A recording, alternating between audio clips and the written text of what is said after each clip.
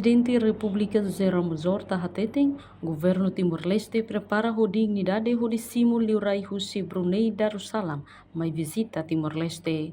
Embaixador Brunei Darussalam, Wen Hatfi Latif, ia segunda-feira loron sanulu recintolo, fulang maio tinane, encontro cortesia ao Presidente República, ia Palácio Presidencial, onde kulia konaba visita liurai husi Brunei Darussalam, mai Timor-Leste, nebesi halau ia tempo badak.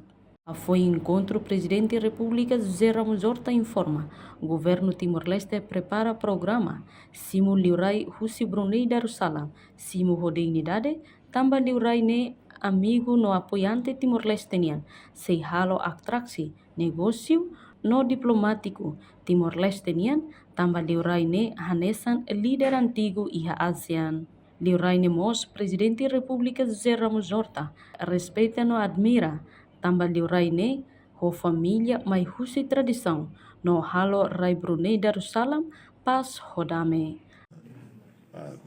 Badinas nós prepara programa para simu dignidade, liurai bot, Brunei Darussalam, que é colega bot, amigo bot, apoiante Timor-Leste nian, e nessa moça halo atraksi marketing diplomático italiano, portanto liurai bot dia líder neve antigo liu ia ASEAN toma e é uma ida que ao respeito a teve da mira também ia consegue a minha família né mas se tradição muda sultanato muda que é halo de rai que quane nessa oásis ida de dame dia fuang Brunei Darussalam né traduz de abode de teto de paz uma de paz dame portanto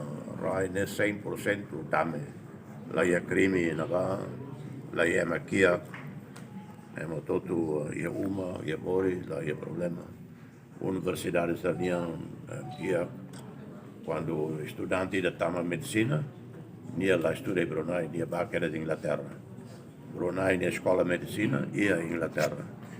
Estudante Brunei zira, a tama medicina, liucat da Inglaterra. E zira na escola de medicina e na Baker. A reportagem Sabina Sansa, Televisão Timor-Post. Janela informação ba Emogoto.